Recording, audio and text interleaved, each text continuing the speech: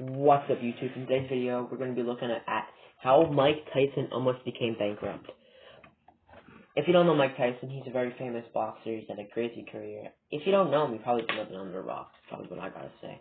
But without further ado, let's get into this video. Despite earning $600 million over the course of 6 years, Mike Tyson celebrated his 36th birthday with a bank account reading zero. So how did Mike Tyson go bankrupt? Well, Tyson made it clear that a financial education wasn't a part of his childhood. From a broke background, I never really learned the art of handling money as a kid, Which became a problem as he began to earn millions whilst he was still a teenager. After becoming champion at the age of only 20, Mike Tyson began to average Bro just said teenager, but Mike Tyson's 20. $7.5 million per fight, and this didn't even include his other sources of income. He was paid over $50 million in casino deals, $3.5 million for a WrestleMania guest appearance, while Mike Tyson's Punch-Out sold 2 million copies during its very first year. By 1990, Mike Tyson was credited as the highest paid athlete in the world, with an estimated $28.6 million in income this year, although all of this So someone like Dan Marino, who I think played in 1990s, that's gonna be the highest. Like Tom Brady's not that old. Tom Brady played in like 2000s. I just don't know how you make that much.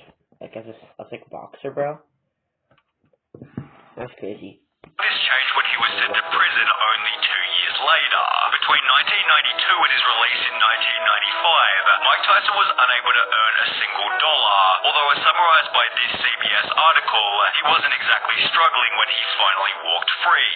Most Indiana prisoners are given $75 in spending money to ease their transition back into society. Tyson needed no such help. The former heavyweight champion had 2 checks, each made out to him for $10 million. In the next few weeks, Tyson will get another $12 million for the rights to future fights and television. A few months later, he earned the most money ever given to a boxer, $25 million, to fight a stiff named Peter McNeely.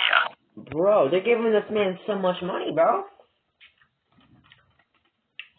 But that's why financial education good, because in the beginning of that video, he said something about him not going to Mike Tyson said something about him not going to financial school or something. Over the next 2 years, Tyson earned a further $140 million from 5 different fights, making him feel invincible. money's a false sense of security. False sense of security. Nothing about it could be real. Invincible money. Feel like you can't even die. Which, when combined with the bitterness from his time spent in prison, caused Tyson to begin spending everything. For me being poor, never having anything. For me being bitter, angry for being in prison. It's done from a lot of things. Firstly, there were the cars. According to CBS, Tyson reportedly bought 110 cars either for himself or... Bro, 110 cars? Where's bro going? Bro is not traveling around the world with all those cars, bro. 110? Bro, you need 5. That's crazy. for his gifts, one of which I feel if he kept a 1995 Rolls Royce. being a $320,000 Bentley Azure, the most expensive production car in the world. Tyson bought it and ordered 4 more. In the space of a few minutes, he had spent more than $1.5 million, while in a different instance, Tyson showed up at a car dealership just Bro, $1.5 million in a few minutes? That's crazy. Okay, I'm gonna stop pausing this. outside New York to buy another car. He bought a Ferrari for $300,000, declining a test drive because he already had one just like it. On a different day, Tyson was pulled over whilst driving his Rolls Royce without a license, but was able to get out of trouble by giving the car to the cop. Sir, why don't you just take the car? You deserve it because you've been doing a lot. Because I didn't want to get arrested. I didn't have a license or anything. I didn't want my wife to get in trouble. I just wanted to take it, Bro, he gave that man a car, bro. So he wouldn't get pulled over. It was around 230 at the time, and they took it. This didn't end well for the officer. He got fired. He did?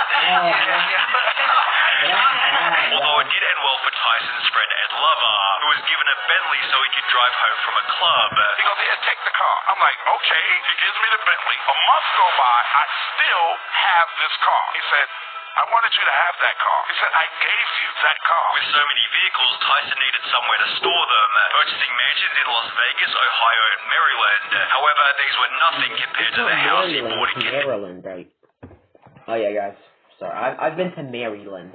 I love Maryland. Connecticut. It featured 21 bedrooms and 35 bathrooms, as well as a full-blown nightclub, a movie theater, a mini casino, a squash court, and a fully spec'd-out proper commercial gym. But this was only the inside. Outside there was a full-size basketball court, a swimming pool with its own grotto, and get this, its own lake house, and fountain on a 17.6-acre block. If the house looks familiar, it's because Tyson eventually sold it at 50 cents, who called it his biggest financial mistake. What was the most, like, when you wasted money? Tyson trips like that. Mainly because of how much the property cost to run. How much was the estimate per year? About $700,000 a year. Tyson expanded on this in a different interview. It's going to cost him $25,000 just to mow the lawn. Right. Which when combined with his other houses meant gardening bills alone mounted to $100,000. Although the gardener was still a minor expense compared to the things Tyson bought for these houses. As a gift for his first wife, Robin Givens, Mike spent $2.2 million on a solid gold bathtub, which was followed by their divorce less than a year later, which cost Mike a further $10 million in legal fees and compensation. Good news.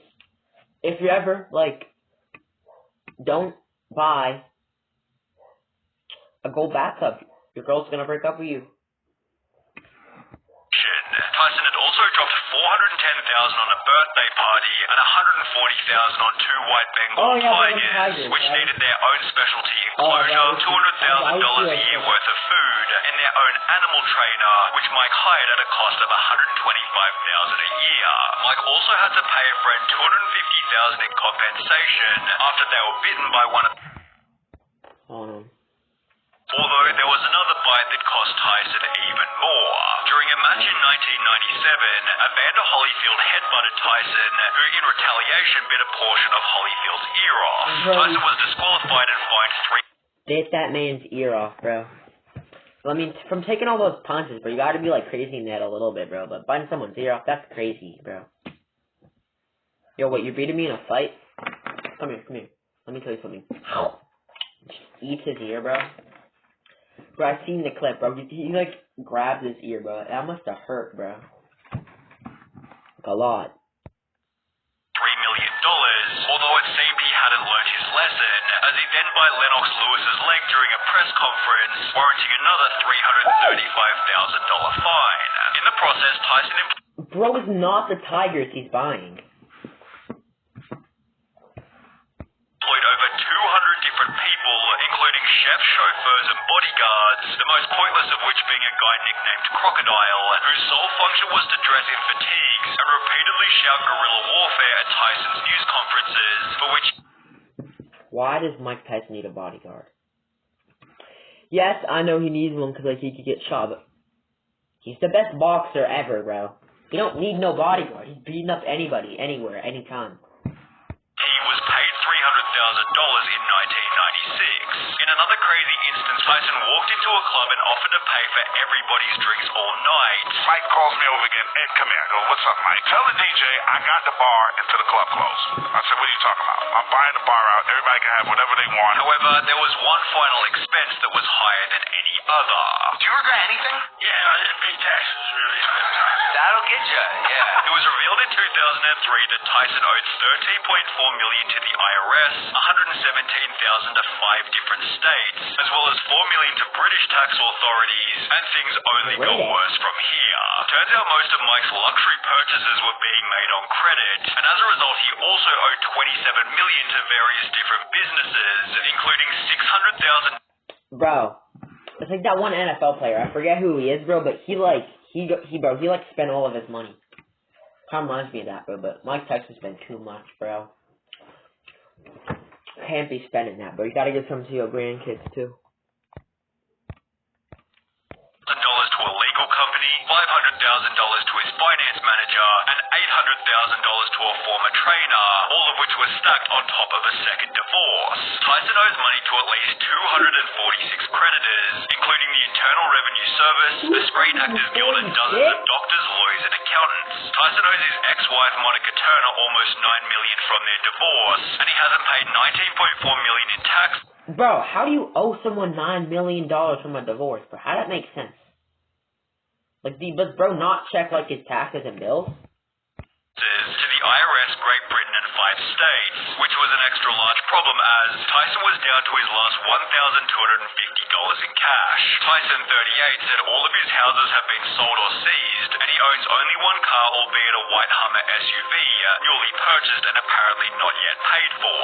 According to bank records Tyson's attorney submitted to the U.S. bankruptcy court, Tyson earned $38 during January. His living expenses during that month were more than $407,000. Mike Tyson was completely and utterly screwed. However, he devised a plan to get himself out of trouble. Tyson's reorganization plan is ambitious. He hopes to earn at least $19.5 million from boxing over the next 3 years to help satisfy his creditors, although this isn't what would happen. In fact, he'd lose both of his next 2 professional fights before retiring from boxing and filing for bankruptcy. At the time he'd state, "My whole life has been a waste. I've been a failure. I just want to escape. I'm really embarrassed with myself and my life. I want to be a missionary. I think I could do that while keeping my dignity without letting people know they chased me out of the country. I want to get this part of my life over as soon as possible. In this country, nothing good is going to come of me. I'm so stigmatized there is no way I can elevate myself. I'll never be happy, I believe." To be honest, I never knew about this, bro. I just never knew Mike Tyson went through this, bro. It's like the people who win the lottery and just go on spending sprees. Like, bro, it's not a smart idea, bro. "I'll die alone. I would want it that way. I've been a loner all my life with my secrets and my pain. I'm really lost, but I'm trying to find myself. I'm a really sad, pathetic case." With nothing else to do, Mike spent his days caring for 350 unique pigeons, a collection which prior to bankruptcy he'd paid $400,000 for. He'd later likened his spending habits to a drug addiction. It's like the drugs. You might as well say have it all. Bro, I never knew any of this, bro. That's crazy. Spend as much as you can to try to get that satisfaction, fulfill that hole that just is bottomless. However, Tyson's life wasn't finished yet. Losing everything had taught Tyson a valuable lesson. I know the power of humbleness now. How did you learn that? I lose everything. With humility acting as a baseline for him. I had to lose everything. Another ant, bro. Another one. I'm not just somebody in my damn room. I want on my damn wall. Him to rebuild his life. Tyson took the lessons he'd learned and transformed them into a book, whilst his life story was also the perfect premise for his own documentary. On top of this, Mike landed a cameo role in both The Hangover 1 and 2, for which he was paid $300,000. Through these various media appearances, Mike was able to rebuy himself a pretty awesome house in Vegas, although he refused to let money dictate his happiness. Anybody that thinks a lot of money is going to make them happy, you never had a lot of money. Because it don't make you happy. Yeah, no, it's going to make you miserable. Mike Tyson is, like, about to fight Jake Paul. So I'm excited to see how that goes. I'm pretty sure it's like, in June or something, but... It can make you hate yourself. Since then, Mike has launched his own extremely successful podcast called Hot Boxing and built a net worth of $10 million. Okay, that's good to see how he got back on track. So that's all for today. I'll probably upload tomorrow. See you guys in the next one.